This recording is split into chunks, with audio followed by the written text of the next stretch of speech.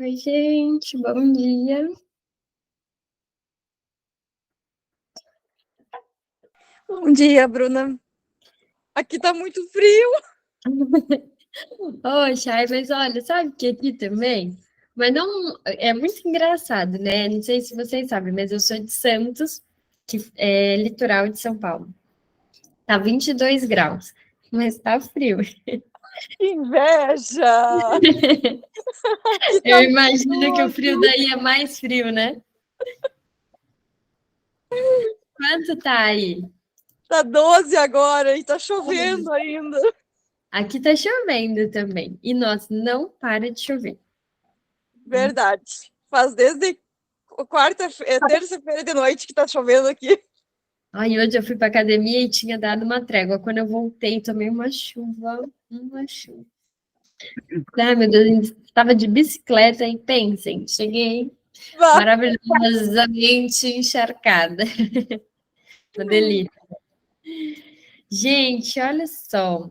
Eu não sei se vocês sabem onde estamos, né? Porque ficamos 2 semanas, foram 2 semanas, né? Uma do feriado, e na outra semana eu tive um imprevisto e aí não consegui fazer, né? Não sei se vocês viram lá no Insta e tal, mas a gente tentou avisar com um pouquinho de antecedência, mas, enfim, coisas da vida. E aí não deu. E a gente estava ainda no estudo sobre a histeria, que a gente vai terminar, né? Tem, acho que mais 3 páginas, é pouquinho.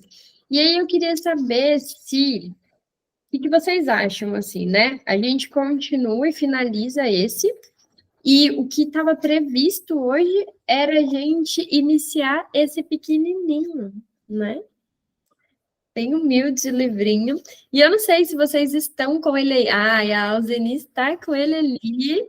Não sei se vocês separaram ele. Bem pequeno ele, né? Bem É bem pequeno. pequenininho. Eu acho que a gente vai, tipo, ler ele bem rapidinho. Dá para ler em meia hora. Ó, gente, fala nisso. Vou falar, um livro rapidinho, nem era no contexto, mas estou impactada que eu li, acabei de ler esse daqui, ó, Tudo é Rio, da Carla Madeiro.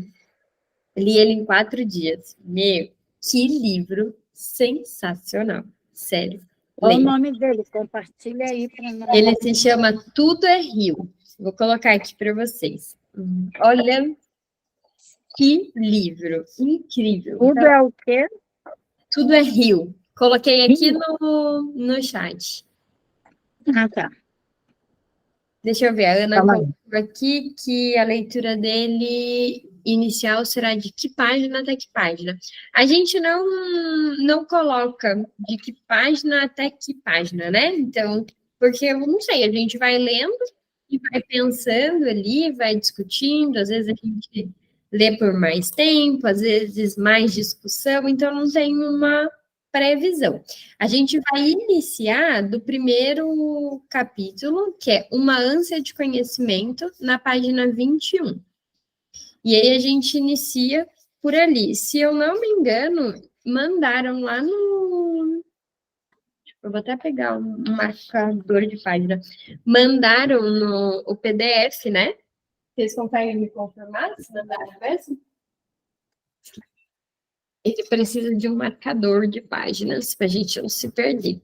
Mas, de qualquer forma, eu vou finalizar a leitura, então, do caso, que aqui no livro está na página 199. Veja aí se vocês se encontram, se acham por aí.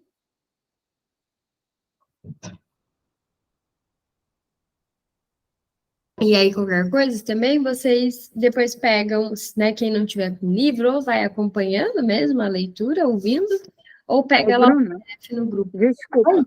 O caso é qual mesmo? Qual livro? É do Estudos sobre a Histeria, que já Qual era pra volume? gente... Aqui, deixa eu ver qual que é o volume desse. Volume 2.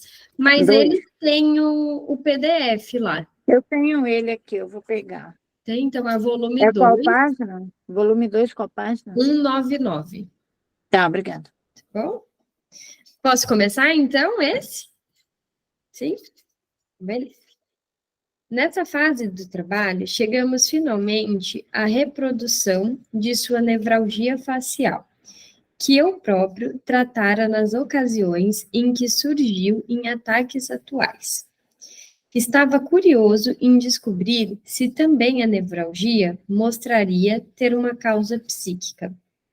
Quando comecei a evocar a cena traumática, a paciente viu-se de volta a um período de grande irritabilidade mental para com o marido. Descreveu uma conversa que tivera com ele e uma observação dele que ela sentira como um áspero insulto. De repente, levou a mão à face, soltou um grande grito de dor e exclamou. Foi como uma bufetada no rosto. Com isso, cessaram tanto a dor como o ataque. Não há dúvida de que o que acontecera foi uma simbolização. Ela se sentira como se tivesse realmente recebido uma bofetada. Todos perguntarão imediatamente como foi que a sensação de uma bofetada no rosto veio a assumir os contornos externos de uma nevralgia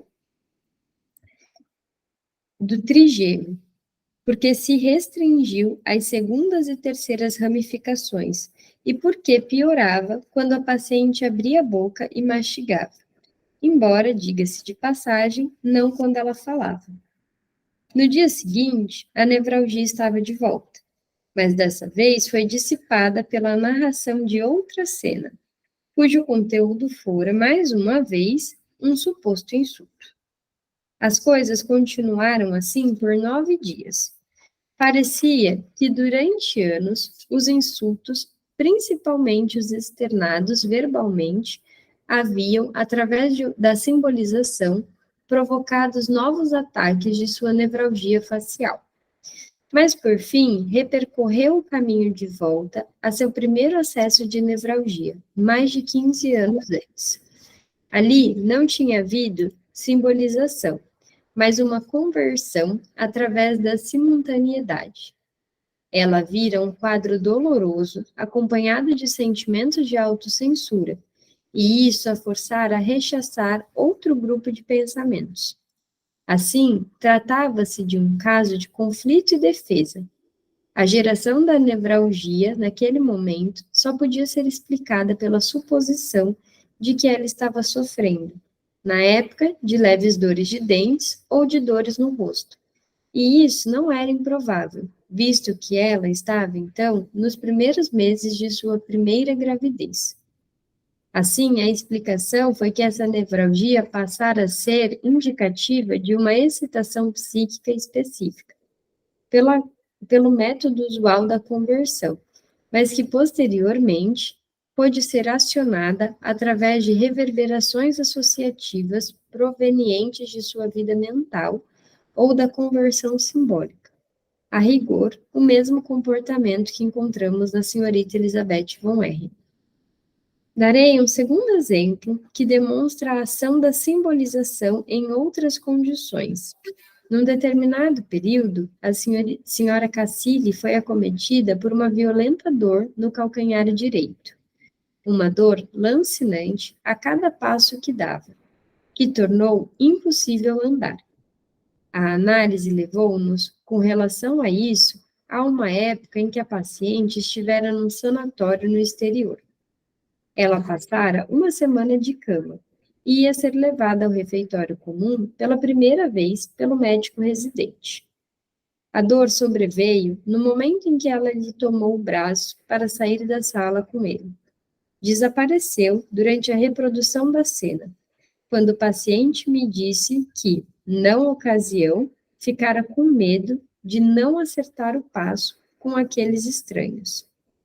A princípio, isso parece ser um exemplo surpreendente e mesmo cômico da gênese dos sintomas histéricos através da simbolização por meio de uma expressão verbal. Um exame mais detido da situação, no entanto, favorece outra opinião do caso. A paciente vinha sofrendo, na época, de dores generalizadas nos pés, e fora por causa delas que ficara presa ao leito por tanto tempo. Tudo que se poderia alegar em favor da simbolização era que o medo que dominou a paciente ao dar os primeiros passos escolheu, dentre todas as dores que a afligiam na época, a dor específica, que era simbolicamente apropriada, a dor no calcanhar direito, e a transformara numa dor psíquica, imprimindo-lhe uma persistência especial. Nesses exemplos, o mecanismo da simbolização parece ser relegado a uma importância secundária, como sem dúvida é a regra geral. Mas disponho de exemplos que parecem provar a gênese dos sintomas histéricos apenas através da simbolização. O exemplo que se segue é um dos melhores e se relaciona, mais uma vez, com a senhora Cassini. Quando contava 15 anos, ela estava deitada na cama sob o olhar vigilante da avó rigorosa. A moça subitamente deu um grito. Sentira uma dor penetrante na testa, entre os olhos, e durou semanas. No decorrer da análise dessa dor, que foi descrita após quase 30 anos, ela me disse que a avó lhe dirigira um olhar tão penetrante que fora direto até o cérebro. Ela sentira medo que a velha a estivesse olhando com desconfiança. Ao contar-me isso, irrompeu numa sonora gargalhada, e a dor mais uma vez desapareceu. Nesse caso, não posso discernir outra coisa senão o mecanismo da simbolização, que tem seu lugar, em certo sentido, a meio caminho entre a autossugestão e a conversão. Minha observação da senhora Cassilieme proporcionou-me a oportunidade de fazer uma coletânea sistemática de tais simbolizações. Todo grupo de sensações físicas que normalmente se considera que são determinadas por causas orgânicas era, no caso dela, de origem psíquica, ou pelo menos possuía um significado psíquico. Uma série específica de suas experiências foi acompanhada por uma sensação de punhalada na região cardíaca, significando apunhalou-me o coração. Deixa eu ver aqui o que vocês mandaram.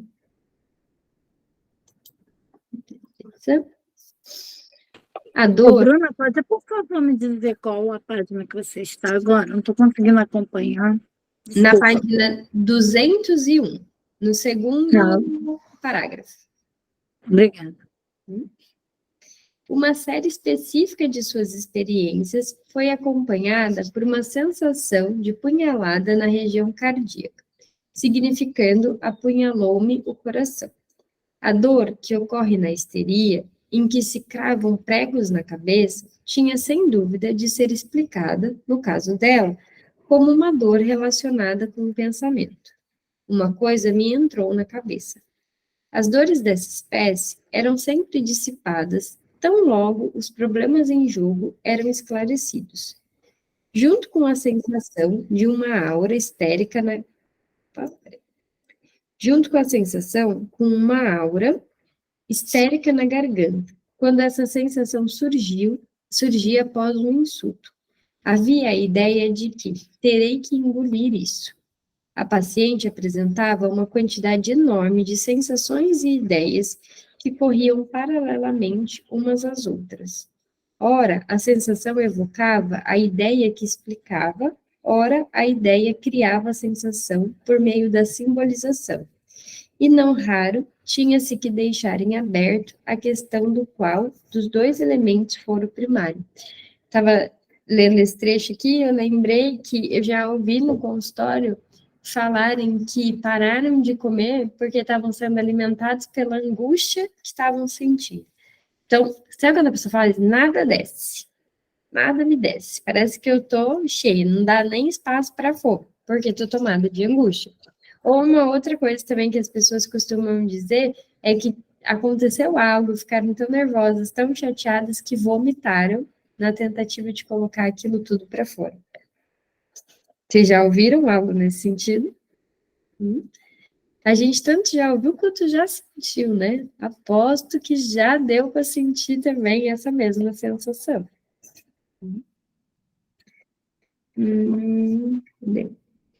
Não constatei nenhum uso tão extenso da simbolização em qualquer outro paciente. É verdade que a senhora Cassily M. era uma mulher de talentos bastante incomuns, principalmente artísticos, e cujo senso muito desenvolvido da forma era revelado em alguns poemas de grande perfeição. Sou de opinião, contudo, que quando o histérico cria uma expressão somática para uma ideia emocionalmente colorida, através da simbolização, isso depende menos do que se poderia imaginar de fatores pessoais ou voluntários. Ao tomar uma expressão verbal ao pé da letra e sentir uma apunhalada no coração ou uma bufetada no rosto, após um comentário depreciativo, vivido como um fato real, o histérico não está tomando liberdade com as palavras, mas simplesmente revivendo mais uma vez as sensações a que a expressão verbal deve sua justificativa. Como poderíamos referir-nos a alguém que foi menosprezado dizendo que foi apunhalado no coração, a menos que o menosprezo tivesse de fato sido acompanhado por uma sensação precordial que poderia ser adequadamente descrita por essa expressão, e a menos que fosse identificável por essa sensação. O que poderia ser mais provável do que a ideia de que a figura de linguagem engolir alguma coisa que empregamos ao falar de um insulto ao qual não foi apresentada nenhuma réplica, originou-se, na verdade, das sensações inervatórias que surgem na faringe quando deixamos de falar e nos impedimos de reagir ao insulto. Todas essas sensações e inervações pertencem ao campo da expressão das emoções, que, como nos ensinou Darwin, consiste em ações que originalmente possuíam um significado e serviam a uma finalidade. Em maior parte, essas podem ter se enfraquecido tanto que sua expressão em palavras nos parece ser apenas um quadro figurativo delas, ao passo que, com toda probabilidade, essa descrição um dia foi tomada em seu sentido literal. E a histeria tem razão em restaurar o significado original das palavras ao retratar suas inervações inusitadamente fortes. Com efeito, talvez seja errado dizer que a histeria cria essas sensações através da simbolização. É possível que ela não tome em absoluto o uso da língua como seu modelo, mas que tanto a histeria quanto o uso da língua extraiam seu material de uma fonte comum. Nota de rodapé.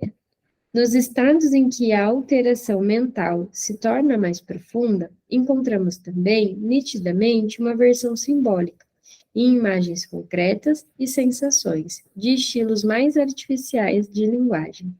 A senhora Cassily M. passou por todo o período em que transformava cada pensamento que tinha numa alucinação, cuja explicação, muitas vezes, exigia grande engenhosidade.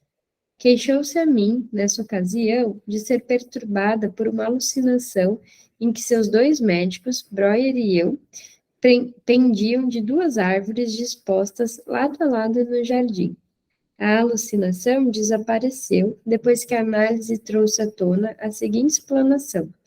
Na noite anterior, Breuer se recusara a dar-lhe um remédio que ela pedira. Então, depositara suas esperanças em mim, mas também me encontrou igualmente inflexível.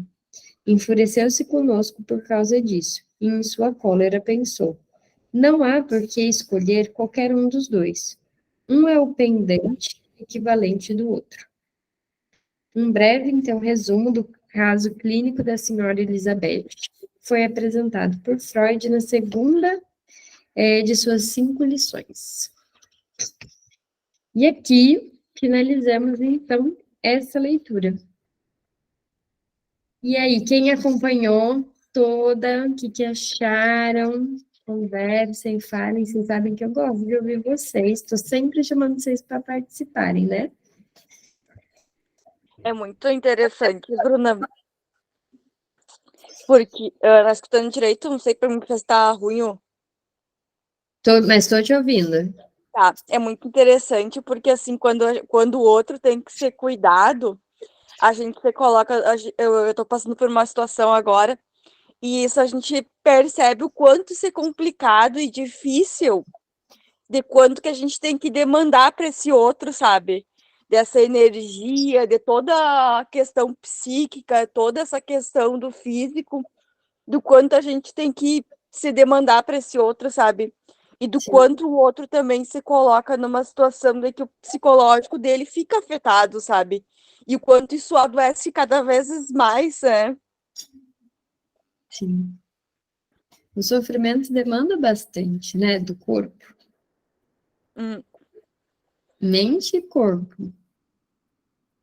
Sabe que, não sei se tem relação assim com isso que você está falando, mas enquanto você estava falando, eu lembrei que ontem eu li em algum lugar, mas não vou conseguir passar a referência, porque eu não lembro onde foi, que de alguma forma, vou tentar dizer como estava ali, não tenho certeza se era com essas palavras, se eu achar depois eu compartilho com vocês, mas que era preciso entender de alguma forma que o nosso, aí lá estava escrito cérebro, é o nosso cérebro que diz para o nosso corpo como a gente se sente e não o contrário, trazendo a questão de que o que a gente sente é o que diz, né, o que a gente sente psiquicamente é o que traz como a gente se sente fisicamente.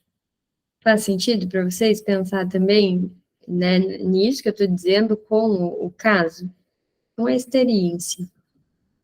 sim, com certeza, até da relação que eu lembrei de uma outra questão também, da parte de o quanto uma coisa afeta a outra, sabe? Da questão da parte da psicossomática, sabe? E o Sim, quanto isso é trazido também na clínica, sabe? Dessas questões ainda que acometem o ser humano, né? sim. Na clínica, a gente ouve muito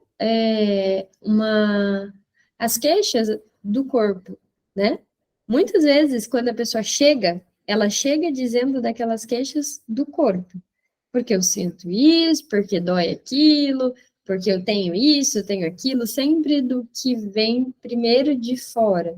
Sim, acho que talvez por conta de tudo que a gente vive hoje, né? As questões de como falam hoje sobre diagnósticos, falam sobre transtornos e formas de adoecimento.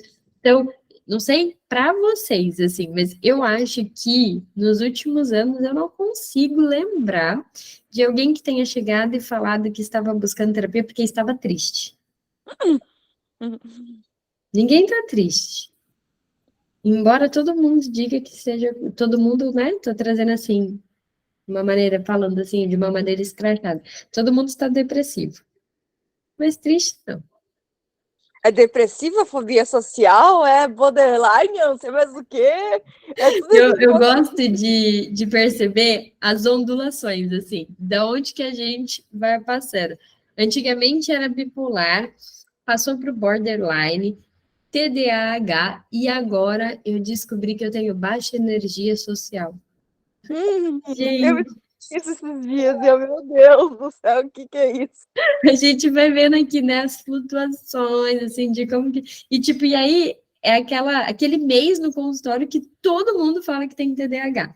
Depois, todo mundo tem baixa energia social. Ah, Ana, minha energia social é baixa mesmo, eu sou mãe solo. Ô, Ana, eu imagino. Tu pode, vai. Tu pode, tá liberado. Mas eu digo assim, que é curioso, sabe? Não é que a gente tá rindo assim, tirando sarro, porque eu acho que por trás disso a pessoa traz um sofrimento mesmo, né? Quando a pessoa diz assim, ó, eu tô com depressão, eu tô com TDAH, eu tenho tal coisa, é porque ela tá tentando entender aquilo que ela tá sentindo. Ela tá buscando, só que ela tá buscando fora, e a gente quer buscar dentro, né? Uma busca ali que vem em sentidos contrários, né? Como se ela estivesse partindo de um lugar e a gente partindo de outro. Mas é importante que se tenha aqui, olha, esse daqui foi o nome que colocaram no que você sente. Vamos pensar o que te faz entender que você tenha esse nome, né? Esse nome nesse sentido de o que colocaram. E aí, para a gente, né, passa a ser engraçado nesse sentido, não um sofrimento. Só para deixar bem claro, para não parecer que a gente está rindo das queixas, né? Porque não é sobre isso. É sobre esse movimento mesmo que acontece. Se você juntar ali 20 pessoas numa sala hoje e perguntar quem tem TDAH, eu duvido que alguém fique com a mão abaixada. Porque tudo hoje parece que, né, é um transtorno, que a pessoa não é normal, né, vem isso assim. Aí, esses dias eu vi um meme também, que antigamente as pessoas tinham medo de serem doidas, hoje elas têm medo de ser saudável, que aí elas vão ter que se responsabilizar pelo que elas fazem, né? Antigamente tinha aquilo, eu sou doido, não quero ser doido, hoje em dia eu sou, pode ter certeza, eu sou, né? Então tem essa diferença. A Ká colocou, precisam se encaixar nesses diagnósticos. Acho que sim, Ká, nesse sentido de eu preciso estar incluído nisso. Se todo mundo tem, então eu também tenho, né? Esses dias eu estava ouvindo uma menina, né? Menina assim, sei lá, na casa dos 20, e aí ela falava, e aí eu saí com ele, e a gente estava conversando, a gente toma o mesmo remédio, não é bom? O que é bom, né? O que é bom? Por que é bom isso? Como é isso, né? Por que isso se torna algo, então, que é visto como bom? O que tem ali? E aí a gente faz esse convite de, então, vamos falar sobre isso. Por que é bom? De tudo que foi nesse primeiro date, bom foi eles tomarem o mesmo remédio? Tem uma problemática aí que a gente não pode ignorar, né? Pode falar, Gabi. Que eu acho que hoje a gente até fica com medo de postar que tá com a saúde mental em dia, assim. Um certo receio, né? De tipo, se eu postar que tá tudo bem, mas aquela pessoa não tá. Então, o anormal é estar bem hoje em dia. Sim, parece que sim. É que nem você falar que tá feliz. Quase um crime você dizer que você é feliz. Né? Mas sabe que eu tenho uma impressão que a galera, assim, que estuda psicanálise é um pouco negativa, bad vibes. Eu tenho isso, tipo, e não precisa ser, sabe? Não precisa a gente estar sempre. A gente tem liberdade de expor como a gente está se sentindo, mas não é porque estuda psicanálise que precisa ser triste, né? Que precisa não ver nada de bom nas coisas. A gente também pode ver o mundo com um pouco mais de entusiasmo e de alegria. Mas hoje em dia, não sei, parece que assim, você precisa ter alguma coisa, você precisa ter essa tristeza, essa coisa, senão você está romantizando a vida. Senão você está mentindo. Que nem agora, não sei também na clínica de vocês o quanto que isso pode ter aparecido ou não. Ah, vi lá um monte de gente comemorando o Dia dos Namorados. Tudo mentira aqui, tudo mentira. Tenho certeza, curte minha foto. Sou solteira, ele curte minha foto, meu namoro com ela. Tipo, calma, né? Existem casais felizes, sim. Eu vi no Instagram uma pessoa dizendo que queria conseguir um namorado só para curtir o Dia dos Namorados. Só para aquele dia, né? Mais nada. Só para aquele dia. Para ver o nível que nós chegamos. Né? Tá difícil. Ó, Eli, colocou aqui uma coisa que dá pano pra manga, gente, essa discussão. Se você falar que gosta de ter filhos e quer mais. Cara, eu até hoje, meus filhos têm 5 anos, hein? Até hoje, quando alguém me manda em caixinha de perguntas, alguma pergunta sobre a maternidade, eu penso, eita, que lá vem pedrada. Porque eu simplesmente amo ser mãe. Gente, eu amei a minha gestação. Do começo ao fim, eu amei. Foi a época mais feliz da minha vida, sem brincadeira. Eu era feliz todos os dias. Eu vomitava e eu pensava, Deus, que alegria! Significa que eu estou grávida, que bom. Por quê? Porque no começo a criança não mexe, né? Eu passei pela infertilidade. E aí eu queria fazer exame de sangue todos os dias para saber se eu estava grávida. Então, não dava, né? Obviamente, não sou louca. Então, quando eu vomitava, nossa, eu ficava tão feliz, tão animada com isso. Se tem hormônio aqui, então eu ainda estou grávida, né? Aí, graças a Deus, eles começaram a mexer, que aí não precisava mais comemorar os vômitos, né? Tava dando para ter um outro jeito ali. Aí as pessoas falam da amamentação. Meu Deus, eu amei amamentar. Cada segundo eu amamentei eles até 3 anos, porque eu amava, né? Foi uma tristeza para mim parar de amamentar. Aí hoje, você gostaria de ter mais filhos? Nossa, mas se o Caio topasse, eu tinha mais uns 3. E as pessoas falam, você teria gêmeos de novo? Com certeza. E aí, com certeza, deve ter gente que me ouve e pensa assim, mentira, é louca. Porque hoje, ou se você gosta de ser mãe, você é louca, ou você é rica, ou é porque você tem sei lá o quê, não é porque tem nada disso. Às vezes você só gosta porque você gosta. Às vezes você ama e está tudo bem, né? Mas realmente, Eli, assim, quando a gente fala desse tipo de coisa, parece que, meu Deus, você é um ET. Não é possível, porque agora também entrou na onda de que todo mundo precisa odiar ser mãe. E aí vem de uns lugares assim, se você fala que você odeia a maternidade, sabe, melhor do mundo, verdadeira, não sei o quê. Você fala que você ama, mentirosa. Mentirosa. Você está enganando a gente, está romantizando as coisas. Então vem de um lugar onde a gente não pode ser feliz, não pode gostar de nada, não pode ter um relacionamento saudável. Tudo que é diferente daquilo que a maioria das pessoas falam, pronto, você é mentirosa, tudo que você está fazendo é uma extrema romantização e tal. E aí fica num lugar difícil, porque parece que você não pode viver. E te cobram para falar a verdade. Quando você fala a verdade, dizem que é mentira. Não fica um negócio meio, gente, tipo um leve desabafo aqui. Não sei se vocês se irritam com isso, porque eu me irrito com isso, pensando, credo, que mundo é esse? Não pode gostar de ser mãe e nem de não ser mãe. Exato, porque assim, você não pode estar num lugar ou no outro. E falar que não quer ter filho? Falou que não quer ter filho, lá vem. Não, você vai mudar de ideia. É porque você ainda não isso. É porque você não sei o que lá. As pessoas, elas não simplesmente escutam o outro e falam, tá, gostou, gostou, não gostou, não gostou, quer, não quer, não quer. Mas não, tudo vira uma grande problemática. Nossa. Ó, a Alzeni, mãe de 5 filhos, queria. Ai, meu Deus, que tristeza. Protestar, tenho muito orgulho. Ai, sinto muito.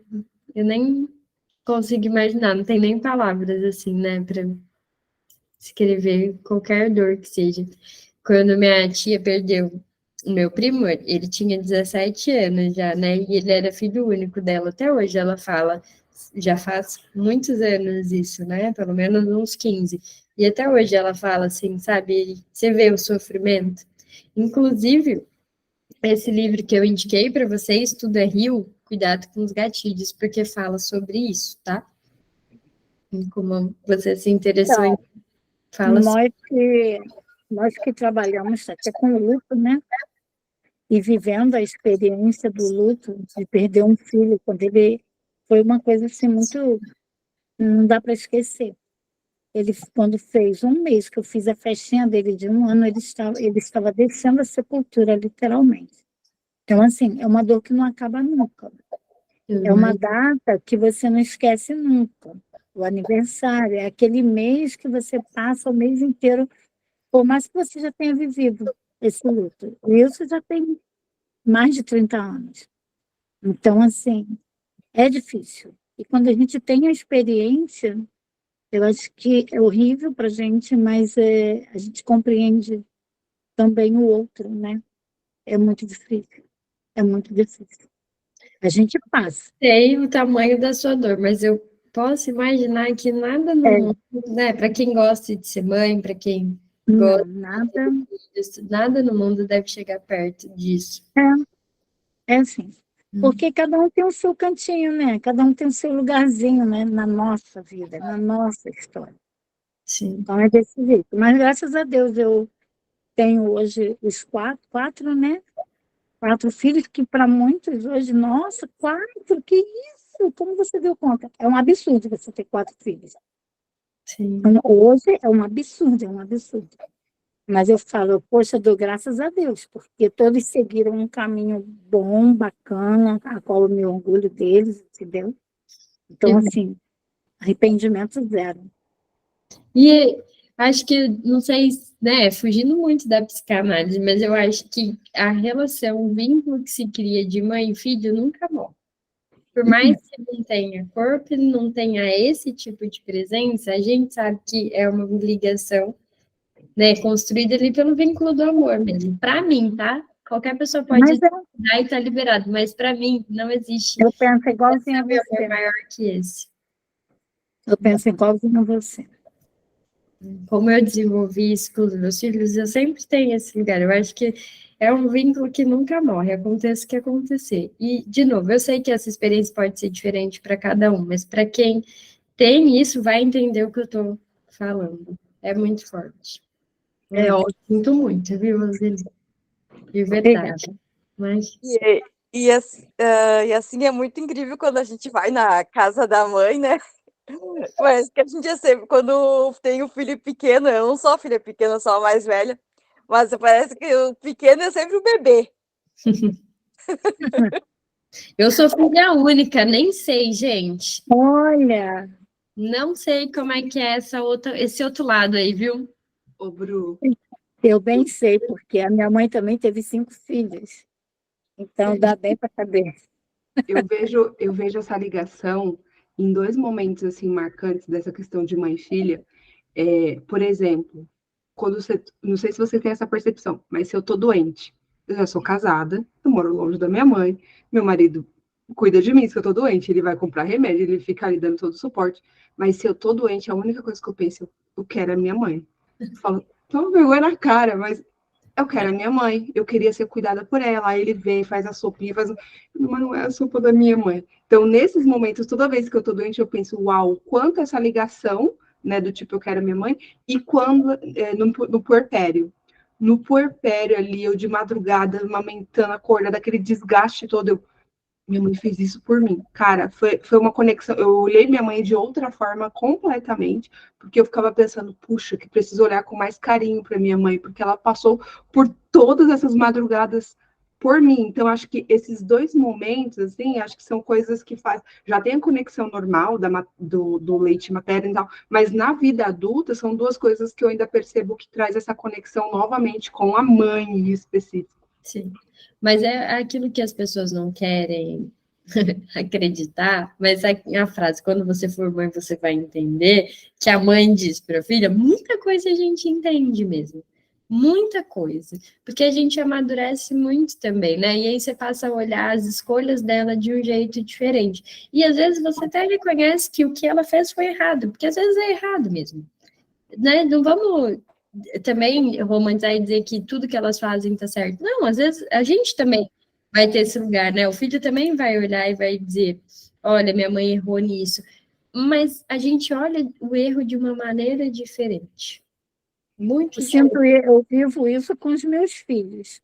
Porque, assim, na época que você está educando seus filhos, pelo menos para mim foi assim, não foi uma época muito favorável para o meu aprendizado científico, foi favorável para a minha maternidade.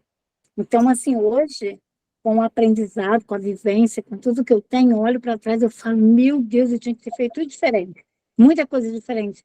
E aí, quando eu faço algum comentário com algum dos meus filhos, ou eles mesmo vêm, trazem algum assunto, aí eu, ai, não acredito que eu fiz isso. Você fez e não fez mal nenhum para nós. Por isso que estamos aqui, nessa condição que estamos hoje. Então, assim, graças a Deus, eles não olham para isso como uma cobrança. Não deveria ter sido assim. Eles olham isso como uma forma de crescimento. E eu acho isso também bacana. De olhar a mãe como um ser humano. Porque a mãe é um indivíduo, né? Antes de ser mãe, é gente, né? Tem esse lugar de tipo, peraí, é porque a gente é. Até eu falei muito sobre isso no encontro que eu tive com a maioria, né, psicanalistas, numa roda de conversa sobre maternidade. Falando da questão de como surge toda essa questão de uma idealização da mãe. Então, tentando pensar culturalmente também como isso se impõe. E aí, se a gente for pensar nesse lugar, a primeira mãe que todo mundo conhece é Maria, né? Mãe de Jesus. E aí você vê que, assim, Maria Santa, nem vida sexual ela tinha, né? Assim, o fruto e, né? Foi uma coisa que ela ganhou, um presente, aí o filho vem como um presente, ela tá nesse lugar de teve um filho, mas ela é santa, então olha tudo que ela fez pelo filho dela, ainda pariu alguém perfeito, né? Que todas as outras pessoas têm que ser a imagem, semelhança lá do pai, do filho e tal. Então, assim, tem todo um contexto religioso que traz uma visão ali para as mães. E aí parece que hoje, e mães, eu acho que, né, todas as mães aqui vão entender isso que eu estou dizendo. Hoje, como mãe, existe uma cobrança de que você seja uma mãe perfeita, mas não só isso. Você tem que ter um filho perfeito. Vai no shopping e teu filho grita para tu ver. Que todo mundo te olha, você não dá conta. Você não é boa, olha o que seu filho está fazendo. E as pessoas olham e tipo assim, seu filho está incomodando, viu? Teve uma vez que eu fui no shopping daqui, e aí tava eu e uma amiga, meus dois, e um filho dela. Eles tinham, na época, acho que 4 anos, e a gente entrou, assim, no elevador. Era um shopping que estava com programação para criança, então tinha aquele dia bastante criança e tal.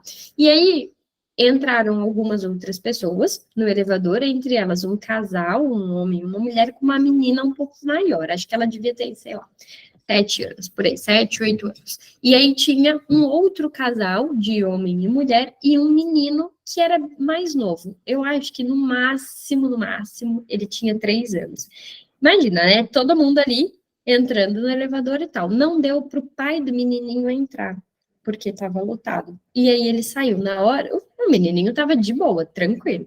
Na hora que fechou a porta, que ele viu que o pai ia ficar de fora, ele começou a gritar, berrar. Mas um choro doído, assim, sabe? Ele realmente estava sofrendo. Tudo bem que ele ia encontrar no outro andar, mas para Se ele, sentiu desprotegida, né? aquilo era uma distância muito grande. Então ele chorou bastante. E a mulher que tinha filha maior ficou, você quer, você quer lá. Aí falava com o marido dela. Sabe quando tem vontade de socar a cara da pessoa? Que não é possível, gente. Ela era mãe. Não é possível, né? Tipo, por que que faz isso?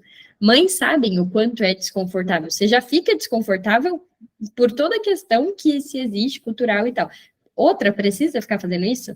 E aí ela ficou, e aí teve uma hora que eu e minha amiga não aguentamos, porque briguei das questões, falando, não tô entendendo qual é o seu problema. Ela não tem problema nenhum. Eu falei, não, tem, tá reclamando, deve ter algum problema. Você sabe alguma coisa que se possa fazer? Ou sua filha nunca chorou? Aí ela saiu do elevador, porque abriu putaça da vida.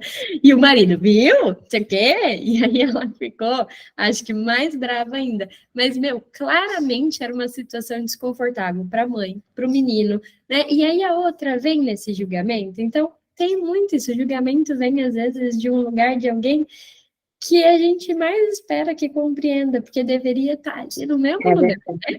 Mas não, fica na sala, não sei que lá, ai, não sei o que. E ela estava claramente, visivelmente, assim, reclamando da criança chorando, que ela ia ter que aguentar aquela criança chorando, tipo, 1 minuto. Porque ela não ia ficar andando do lado da criança, né? A criança estava no elevador, ia sair, ia ver o pai, provavelmente ia se acalmar, pronto. Mas não, a bonita tinha que ficar externando toda a sua raiva, tipo, todo o seu incômodo para a outra se sentir pior. Então, vem muito esse lugar, assim, de que não basta que uma mãe seja perfeita, ela ainda tem que ter um filho perfeito. Senão, não é suficiente. E aí, E quem é perfeito, né? mesmo, Quem é? né, que Quem é traz perfeito? esse olhar ali para as mães e tal, e é altamente cansativo. Então, quando alguém fala que tem baixa energia social, eu entendo. Nesse sentido, eu entendo. Às vezes é difícil conviver socialmente quando se tem filhos pequenos, né? E ainda mais crianças de pandemia. A gente não pode esquecer isso. Crianças de pandemia e esse termo baixa energia social surgir depois da pandemia é uma coisa realmente que dá para entender. A gente estava acostumado à socialização, a gente ficou preso em casa 2 anos, sem conviver com pessoas, né? Só virtualmente, então hoje parece ser mais cansativo. Acho que talvez a gente tenha se acostumado a não conviver, né? Mas fechou aquele mundinho, passou a ser você e as pessoas que moram com você, e a maioria das pessoas que moravam com você foram embora, porque muita gente se separou, muita gente não suportou conviver, né, nesse mundinho aqui, então as pessoas se separaram muito. Para as crianças deve ser muito difícil, né? Imagina, para elas. Hoje em dia tem criança que vai no shopping com 1 mês, as crianças de pandemia ficaram 2 anos sem sair de casa. Então, é realmente difícil. Acho que vai ser uma geração que vai ter dificuldades de conviver, e a gente já vem percebendo isso. Mas é preciso ter paciência, né? Ter paciência com as mães, paciência com as crianças. As pessoas não têm. Enfim, acho que não vai dar tempo da gente ler muita coisa sobre o outro, então, se vocês quiserem continuar discutindo sobre isso, se alguém tiver alguma pergunta até sobre o caso, sobre isso, podem falar, ou me digam se vocês preferem que a gente inicie a próxima leitura. O que vocês acham? Vocês que mandam, aqui é tipo você decide. Real. Deixa eu ver que a Roberta está escrevendo, vai falar, Rô? Então vamos, né? Bora lá? Ó, eu não vou, então, ler o comecinho, que são o prefácio e tal, e aí já vou começar direto do primeiro capítulo. Pode ser? Tudo bem?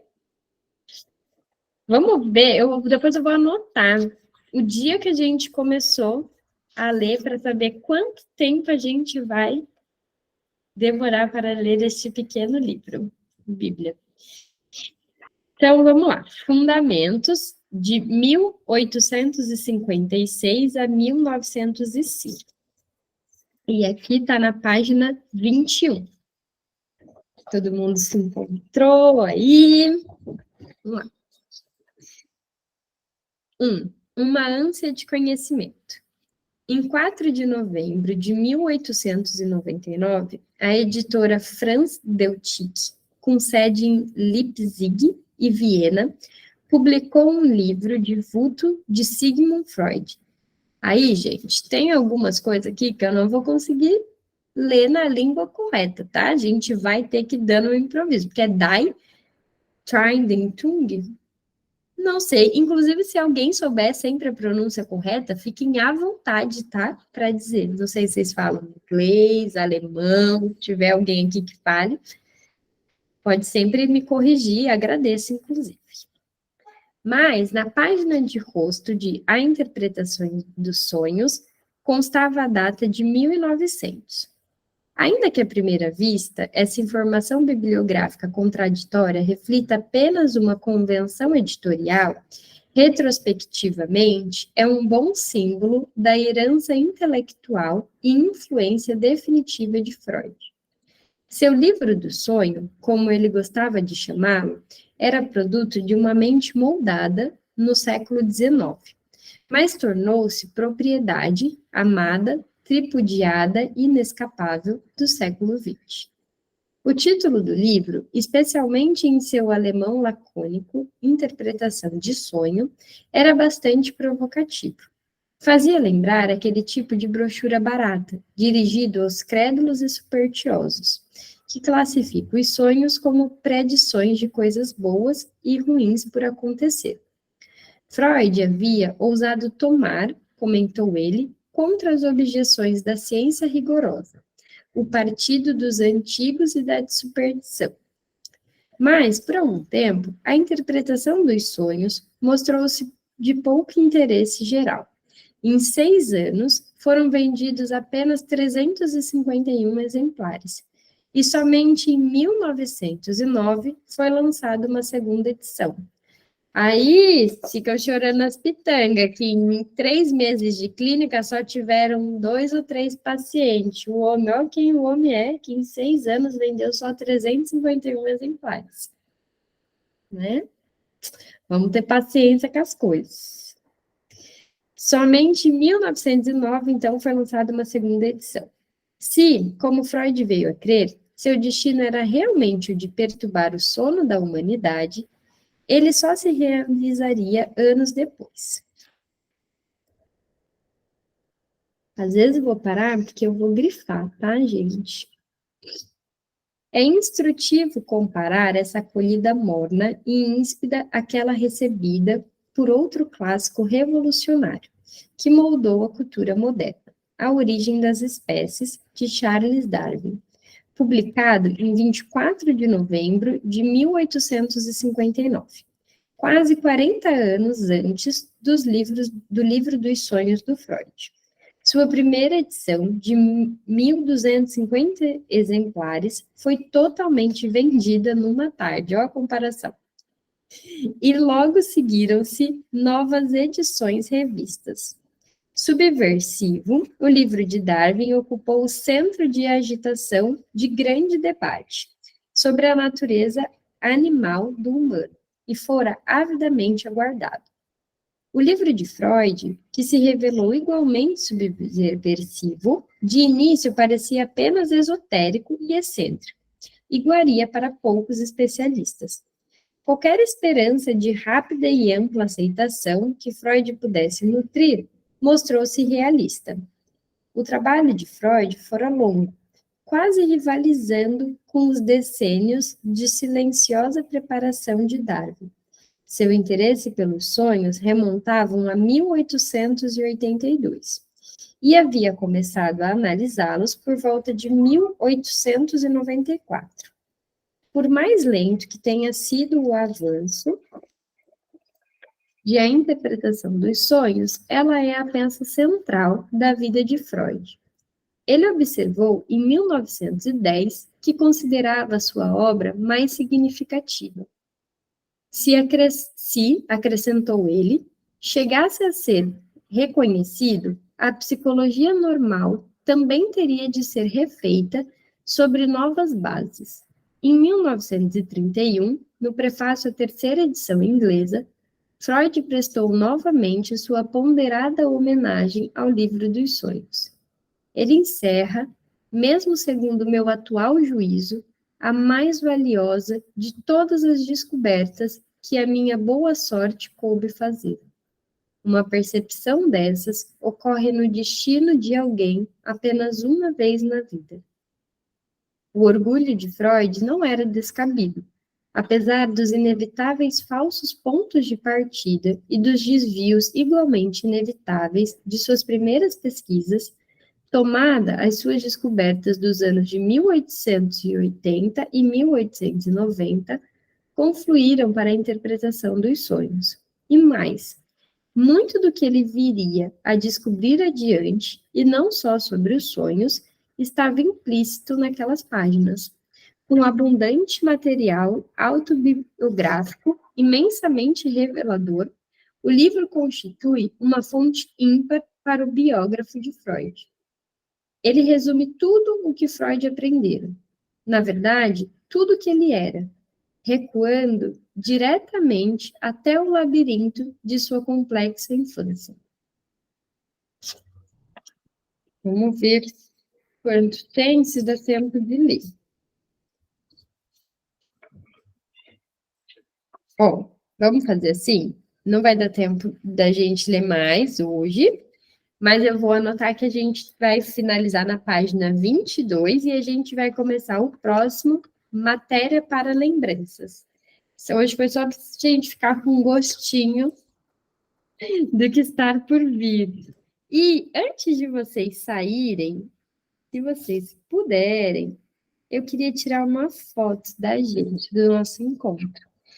Quem puder ligar a câmera, ficaria feliz. Aí, vão se arrumando.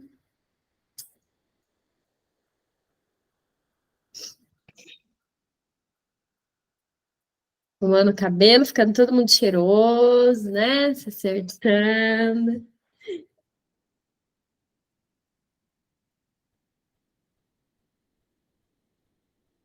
Mais alguém quer aparecer ou posso tirar?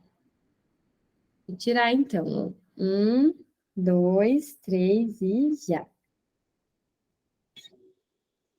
Pronto, muito obrigada. A gente se vê na próxima quinta.